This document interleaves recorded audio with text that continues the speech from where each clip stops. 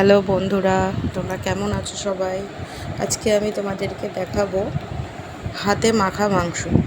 এই মাংসটার কিন্তু টেস্টই অন্যরকম হয়। তো এই মাংসটার প্রসেসটা আমি তোমাদেরকে দেখিয়ে দিচ্ছি, তোমরা দেখে নাও। এখানে আমি 500 গ্রাম চিকেন নিয়ে নিয়েছি। এর মধ্যে আমি দিয়ে দিয়েছি প্রথমে কাঁচা সর্ষের তেল, তার মধ্যে দিয়ে দিয়েছি 2-3টে তেজপাতা। এরপরে দিয়ে দেবো 3টে বড় সাইজের পেঁয়াজ বাটা। পেঁয়াজের মধ্যে আমি 2টো কাঁচা লঙ্কাও বেটে নিয়েছিলাম। দিয়ে দিচ্ছি একটা বড় সাইজের টমেটো পেস্ট।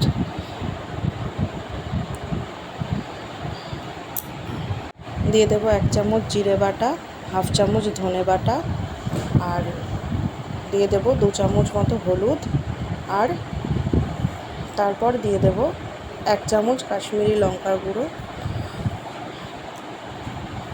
দিয়ে দিচ্ছি 1 চামচ রসুন বাটা,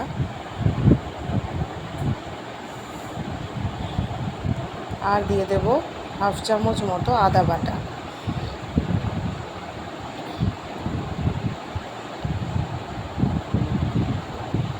এখানে আমি কিন্তু টমেটো ইউজ করেছি বলে আর টক দই দিইনি। এখানে তোমরা যারা টক দই ইউজ করতে চাও তো সেটাও করতে পারো। দিয়ে দিচ্ছি পরিমাণ মতো নুন।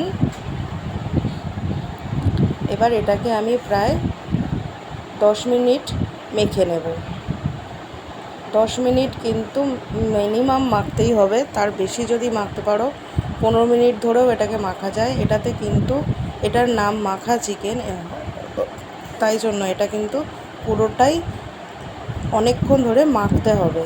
মাখার পরে আমি এটাকে আধ ঘন্টার জন্য একটা স্ট্যান্ডিং টাইমে রেখেছি।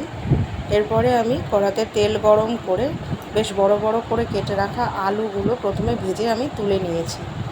ওই তেলেই আমি মাংসটা পুরোটা দিয়ে দিচ্ছি। এটাতে খুব বেশি তেল আমি দিইনি, খুব বেশি তেল এটা ইউজ করার দরকার নেই, কারণ মাখার সময় আমি কিছুটা তেল দিয়েছিলাম। এবার এটাকে নেড়ে চেড়ে বেশ ভালো করে কষিয়ে নিয়ে তারপর কিন্তু এটা ধিমে আঁচে অনেকক্ষণ ধরে কষতে থাকবো। এইভাবেই কিন্তু এই রান্নাটা হবে। তোমরা দেখতে থাকো প্রসেসিং। এটা কিন্তু খুব পুরনো দিনের রান্না, হাতে মাখা মাংস। আগের দিনের আমাদের ঠাম্মা দিদিমারা কিন্তু এইভাবেই মাংস তৈরি করতো। তো এইভাবেই আজকে আমার মনে হলো যে পুরনো দিনের সেই প্রসেসটা আজকে আমি একবার করে দেখি। তো তাই জন্য ভাবলাম করি আর তোমাদেরকেও দেখিয়ে দিই। তো তোমরা দেখে নাও বন্ধুরা, তোমাদের ভালো লাগলে, যদি এই রেসিপিটা তোমাদের পছন্দ হয়, ভালো লেগে থাকে, তাহলে কিন্তু এই ভিডিওটাতে একটা লাইক করে দিও আর কমেন্ট করে আমাকে একটু জানিও তোমাদের কেমন লাগলো। এই মাংসটা কিন্তু রুটি, পরোটা যে কোনো কিছুর সাথে খুব ভালো লাগবে খেতে। তোমরাও বাড়িতে ট্রাই করে দেখো।